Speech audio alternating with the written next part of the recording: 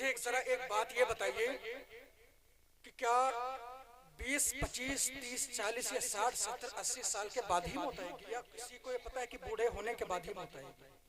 आपने अपनी आंखों से देखा होगा बेचारे बूढ़े बुजुर्ग लोग खांसते हुए अपने जिस्म का दर्द बर्दाश्त करते हुए सालों साल जिंदा हो जाते हैं। नौजवानों के जनाजे उठ जाया करते हैं, है ना?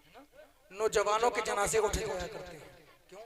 तो मेरे भाई, ये मौत ऐसी चीज है, ये बता करके नहीं आती है, और ये भी नहीं कहती है कि अरे ये अमीर साहब हैं, इनको एक वक्त की मोहलत दी जाए, हो सकता है तौबा कर लेना। मेरे भाई ना, मौत के आगे ना कोई गरीब है, ना अमीर है, ना कोई छोटा है, ना बड़ा है, उसके लिए सब बराबर है। मौत एक सेकंड का भी आपकी जितने सांसें लिखी हुई उससे एक सांस आपको फादिल नहीं मिल रही। आपके अगर बच्चे आपसे नाराज हैं तो इसकी वजह आपको पता है? फुजैल बिन अयाज रज़ी अल्लाह ताला अन्हु कौन है? नाम भी ले लिया करो, अगर हो सकता है आपको याद रहे। मैं चाहता हूं कि आपके दिल तक मेरी बातें पहुंचे और आप अपने अंदर को सुधार करने की कोशिश करो। कौन थे? फुजैल बिन अयाज। ये एक बार घोड़े पर बैठे थे, आपका घोड़ा आउट ऑफ कंट्रोल हो गया, बिदकने लगा तो आपका घोड़ा जैसे ही बिदका, आपके साथी भी साथ में मौजूद थे, आपने मुसल्ला उठाया, घोड़े से नीचे उतरे, मुसल्ला उठाया और 2 रकात नमाज पढ़ी। 2 रकात नमाज पढ़ी। नमाज पढ़ने के बाद जब आपने मुसल्ले को झाड़ा, मुसल्ला उठाया, तो आपके साथी जो थे कहने लगे हुजूर, घोड़ा बिदका और आपके कंट्रोल से, आपके इख्तियार से बाहर हुआ। घोड़ा हो सकता है इस बिना पर भी तो बिदका हो कि उसको भूख लगी हो। घोड़ा इसलिए भी हरकत कर रहा था कि उसे प्यास लगी। आपने उसे खाना खिलाने के बावजूद, आपने उसे खाना खिलाने के बजाय आपने नमाज क्यों पढ़ी? तुम कहने लगे, फुजैल बिन अयाज कहते हैं, मेरे साथी आपने बड़ा अच्छा सवाल पूछा है। अगर आपको ये लगता है कि मैंने इसे खाना क्यों नहीं खिलाया, मैंने इसे पानी क्यों नहीं पिलाया, तो मुझे मेरे नबी की एक हदीस याद आती है। मेरे नबी ने फरमाया था कि ए मेरे बंदो, जब जिस बंदे से अल्लाह नाराज हो जाता है उससे पूरी कायनात नाराज हो जाया करती है। जिस बंदे से रब नाराज हो जाता है उससे पूरी कायनात नाराज हो जाती है। जब मेरे घोड़े ने हरकत की तो मैंने कहा कि ए मालिको मौला, नमाज पढ़ने के बाद मैंने जो हाथ उठा करके दुआ मांगी, मैंने कहा मालिको मौला, तेरे इस नाचीज बंदे से ऐसी कौन सी खता हो गई है जिससे तू नाराज हो गया है। ए मालिको मौला, अगर जाने या अनजाने में मुझसे कोई इस तरह का गुनाह सरजद हो गया है मालिको मौला, जिससे तू नाराज हो गया है, ए मालिको मौला, फुजैल तेरी बारगाह में अपने सर को सजदे में रख करके तुझसे माफी तलब फरमाता है, मालिको मौला मुझे मुआफ फरमा दे। पटना के लोगों, अब मुझे बताओ तो सही, अगर आपके बच्चे नाराज हैं, आपकी बीवी या आपका शोहर नाराज है, तो अपने बच्चों को या अपनी बीवी या अपने शोहर को राजी करने से पहले मुसल्ला उठाया करो और उस रब को राजी किया करो। जो राजी होता है तो पूरी कायनात राजी हो जाती है, जो नाराज हो जाता है तो आपके बच्चे में भी आपकी नाफरमानी किया करते हैं। अगर रब राजी होता है तो समंदर भी आपके लिए दुआ करते हैं, फरिश्ते भी आपके लिए दुआ करते हैं। अगर नाराज हो जाता है रब, तो जिस जमीन पर, जिस जगह पर आप बैठे हो, वो जगह भी आपके लिए बद्दुआ करती। रब को नाराज न करना, रब को नाराज न करना। रब नाराज हो जाता है, बड़े बड़े बादशाहों का तख्त एक चुटकी में उलट दिया गया। एक वक्त में बादशाहों के तख्ते उलट दिए गए हैं।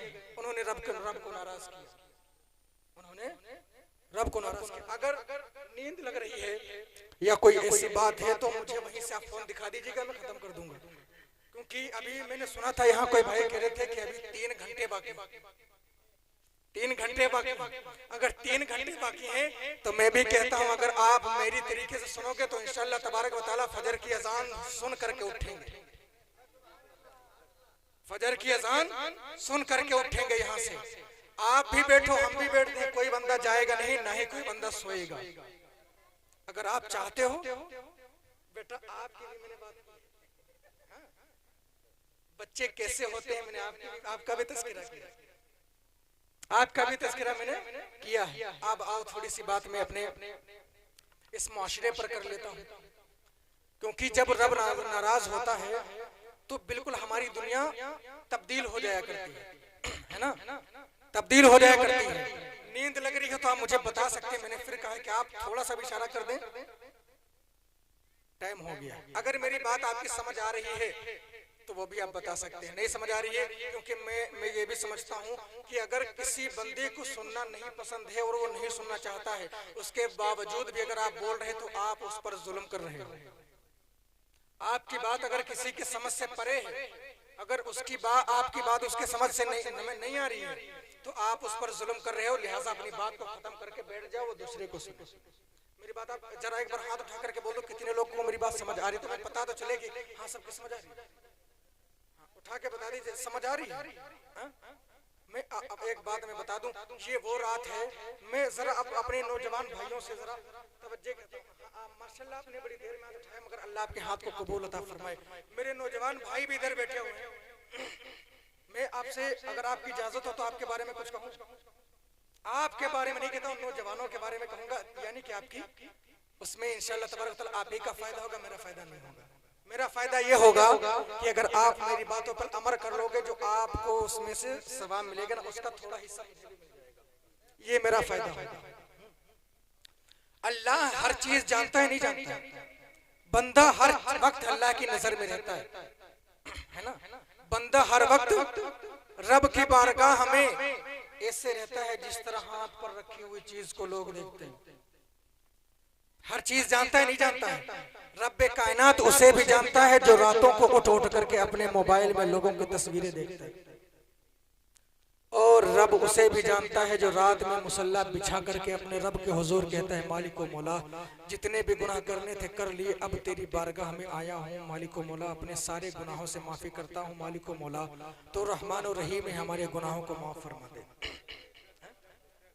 ये कब्रिस्तान है ना? कब्रिस्तान है। मेरे नबी फरमाते हैं कि जब एक नौजवान बंदा, नौजवान इंसान, तो लड़की या लड़का, नौजवान लड़की या लड़का तौबा करते हैं, तो पूरी कायनात में, पूरी दुनिया में जितने भी कब्रिस्तान हैं, रब्बे कायनात कब्रिस्तानों से अजाब हटा लेता है। आप समझो तो सही मेरे मुसलमान भाइयों, मेरे नौजवानों, कि रब्बे कायनात ने आपकी छोटी सी तौबा पर पता नहीं कब्र के अंदर किस तरह का अजाब हो रहा है। आपकी एक तौबा से उस अजाब का, उस कब्र वाले का अजाब कम हो सकता है, उठा लिया जाए।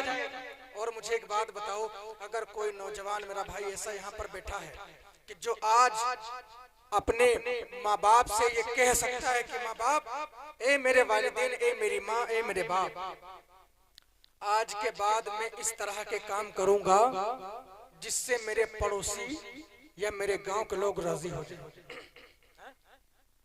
अल्लाह ने आप मुझे नहीं जानते, मैं आपको नहीं जानता। अब मुलाकात होगी तो मैं आपको भी जानता हूँ, चेहरों से, ना कि आपके नाम से, ना कि आपके घर से, नहीं जानता। आप मुझे बताओ, कितने माँ बाप इसमें ऐसे बैठे होंगे कि जो ये अपने बच्चों से कह सकते हैं कि ए मेरे बच्चे, मैंने तुझे नबी की राह पर और अल्लाह की राह पर छोड़ा है, तब तक तेरा चेहरा देखना नहीं चाहती जब तक कि तू अल्लाह और उसके रसूल का महबूब बंदा न बन जाए। बताओ तो सही, बहुत प्यारी बात कर रहा हूँ। हजरत बायजीद बस्तामी है। कौन है? हजरत बायजीद बस्तामी है। आपकी माँ ने आपको 11 साल की उम्र में घर से निकाल दिया था।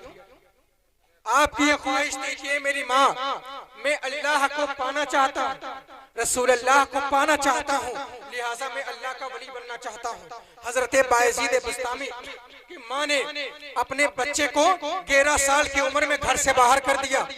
आप जंगल में गए, अल्लाह को ढूंढा, नमाजें पढ़ी, रोजे रखे, बारिश हुई, आपने बारिश को बर्दाश्त किया जंगल में, धूप हुई, धूप को आपने बर्दाश्त किया, ठंडी हुई, ठंडी को बर्दाश्त किया, गर्मी हुई, गर्मी को बर्दाश्त किया।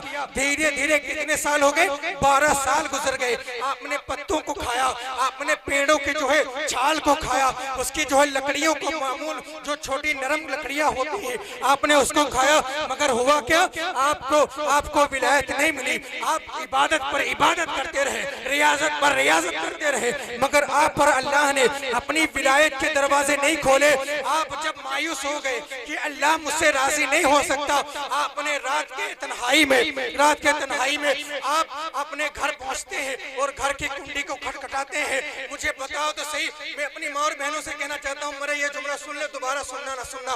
वो कहते हैं कि हजरत बायजीद बुस्तामी की अम्मी अंदर सो रही थी, जैसे दरवाजे को खटखटाती है, जैसे कहते हैं कि क्या बायजीद आया है? वो माँ है, 12 साल के बाद अभी मुलाकात नहीं हुई, मगर माँ अपने बच्चे से इतनी मोहब्बत करती है कि 12 साल के बाद वो दरवाजा खटखटाए तो उसके दरवाजा खटखटाने की अदा से पता चल जाता है कि ये मेरा बच्चा है। हजरत बायजीद बस्तामी की अम्मी ने कहा, क्या बायजीद आया है? जी अम्मी, बायजीद आया है। हजरत बायजीद बस्तामी की अम्मी ने कहा, ए बायजीद बस्तामी, जिस मकसद से तू गया था, क्या वो मकसद तुझे मिला? क्या अल्लाह ने तुझे अपनी विलायत का दर्जा दिया? क्या अल्लाह ने तुझे अपना वली बनाया? वो रो करके कहते हैं, माँ मैंने बड़ी दुखों को झेला, मैंने धूप को सहा, मैंने गर्मी को सहा, मैंने जो है पानी के बूंदों को सहा, ठंडी गर्मी सबको सहा, बड़ी इबादत की। मेरी माँ 12 साल तक पेड़ के पत्तों को खा करके, घास को खा के कर जिंदगी बसर की मालिको मौला ने मुझे अपनी वली न बनाया। उसकी माँ कहती है, बायजीद बुस्तामी की माँ कहती है, अच्छा 2 मिनट रुकना। हजरत बायजीद बुस्तामी की अम्मी क्या करती है? मुसल्ला उठाती है, तस्बीह उठाती है, 2 रकात नमाज पढ़ती है, रात की तन्हाई है और अपने हाथों को बुलंद करती है, कहती है, मौला मैंने तेरी रजा के खातिर मैंने अपने बच्चे को 11 साल की उम्र में तेरी राह में भेजा था। ए मेरे मालिक को मौला, वो तेरी राह में पत्तों को खाया, मेरे बच्चे का प्यार मुझे नहीं मिला, 12 साल के बाद आया है। ए मेरे मालिक को मौला, क्या तुझे और भी कुछ इम्तिहान उसके चाहिए? मेरी उसकी माँ कहती है कि आवाज आती है तो क्या कहते हैं? आवाज आती है तो कहते हैं कि ए मेरे बायजीद बुस्तामी, क्या नजर आया? बाहर खड़े हैं और बायजीद की अम्मी ने जब दरवाजे को खोला और कहती है कि और आवाज देने वाला देता है कि ए बायजीद की माँ, बायजीद के लिए दरवाजे खोल दे। अल्लाह ने बायजीद के लिए विलायत के दरवाजे खोल दिए हैं। मैं माँ बाप से कहना चाहता हूँ कि बच्चे के लिए उनकी माँ बाप की दुआएं ये बिल्कुल नबियों की दुआओं का असर रखती है। मुझे बताओ तो सही, जो बायजीद बुस्तामी ने 12 साल में पत्ते खा करके हासिल न कर सके, इबादत और रियाजत करके हासिल न कर सके, वो माँ की दुआ से 12 सेकंड में हासिल हो गया। मुझे बताओ तो सही, अगर माँ बाप अपने बच्चे के हक में दुआ कर देते हैं तो बच्चे की बिगड़ी हुई किस्मत रब बना दिया करता है, और अगर माँ बाप बच्चे के हक में बद्दुआ करते हैं, बेटा कितना ही वसी हो, कितना ही बेहतरीन हो, रब्बे कायनात उसे गर्क कर दिया, रब्बे कायनात उसे गर्क कर दिया करता है। अब आप समझ लो मेरी माँ और बहनों, मैं आपको क्या बताऊं, किस तरह समझाऊं?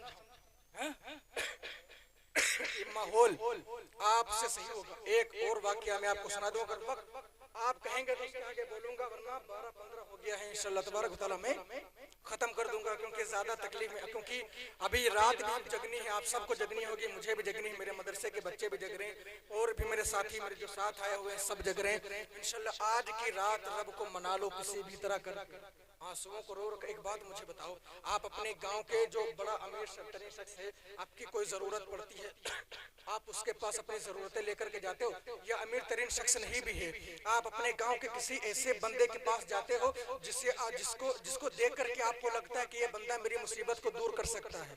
अगर आपको पैसों की जरूरत है तो आप चाहते हो कि मेरा भाई या मेरा चचा या मेरा पड़ोसी मेरी मदद कर देगा, बेशक मदद कर देगा। मदद करने के बाद वही आदमी 4 लोगों से बताएगा कि फुला के घर ये परेशानी है, फुला के घर ये परेशानी है, और मुझसे आज पैसे मांगने आया था। हंसी मजाक भी बहुत हो, वो तुम्हारी मदद कर देगा, मगर एक बारगाह में आज आपको ऐसे भी बता दूं, आपको किसी भी तरह की जरूरत पड़े, आपको किसी भी तरह की जरूरत पड़े, आप पड़ोसी के पास जाओ, बेशक जाओ, क्योंकि रब्बे कायनात सीधा नहीं देता बल्कि वसीले से देता है, वसीले से देता है ना। आप अपने आप पर कोई मुसीबत आए, किसी भी तरह का, आपका बेटा बीमार है, आपकी माँ बीमार है, आपका वालिद बीमार है, या खेत खलियानी में कोई परेशानी, बहरहाल आपकी जिंदगी में जो भी परेशानियां हैं, मैं अपने दिल पर हाथ रख करके कहता हूँ, बात झूठी हो नहीं सकती है। आप रात की तन्हाई को मुसल्ला उठा करके अपने रब की बारगाह में सजदा रेज हो जाओ, और अपनी आंखों में आंसू ला करके सिर्फ इतना कह दो कि मालिको मौला, मैं तो तेरा गुनहगार बंदा हूँ, मगर तू तो रहीम है ना, तू तो अलीम खबीर है मेरे, तू मेरे क्या अमाल है तू जानता है मेरे मौला, तुझसे कुछ छुपा हुआ नहीं मौला। मैं पड़ोसी के यहाँ जाऊंगा, बेशक जाऊंगा मालिको मौला, वो सुन लेगा, हंसी उड़ाएगा। मालिको मौला मेरी बच्ची की शादी है, अपनी बच्ची की शादी के लिए अगर मैं कुछ पैसे जमा करना चाहता हूँ, लोग कहेंगे कि देखो बच्चियां हैं, पैसे जमा करने में बड़ी तकलीफ होती है। ए मेरे मालिको मौला, तू तो सबको अता फरमाता है, क्या तू मेरे ऐब खोले बिना मेरी मदद नहीं कर सकता?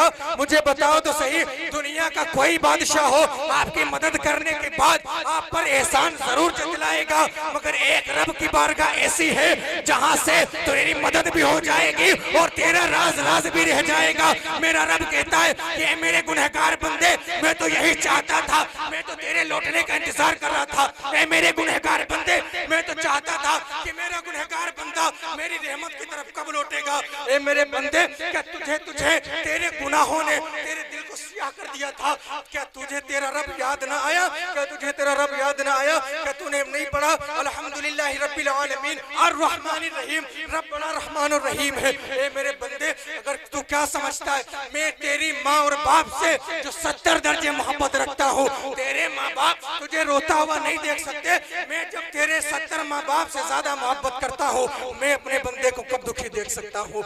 मैं अपने बंदे को दुखी नहीं देख सकता। ए मेरे बंदे, मैं तो चाहता ही यही था कि तू मेरे पास आए और मैं तेरी मदद करूं। मुझे बताओ, आप गुनाह पर गुनाह करते हैं, हम गुनाह पर गुनाह करते हैं, मगर फिर भी मेरा रब कहता है कि कोई बंदा है जो मेरी बारगाह में आकर के मैं मुझसे मगफिरत तलब करे। कोई है ऐसा बंदा जो मगफिरत तलब करे? कोई है ऐसा बंदा जो मुझसे कहे मालिको मौला मेरी जिंदगी में फुलाफात आ गए हैं, मालिको मौला अगर तूने रहम न की दुनिया में कोई रहम करने वाला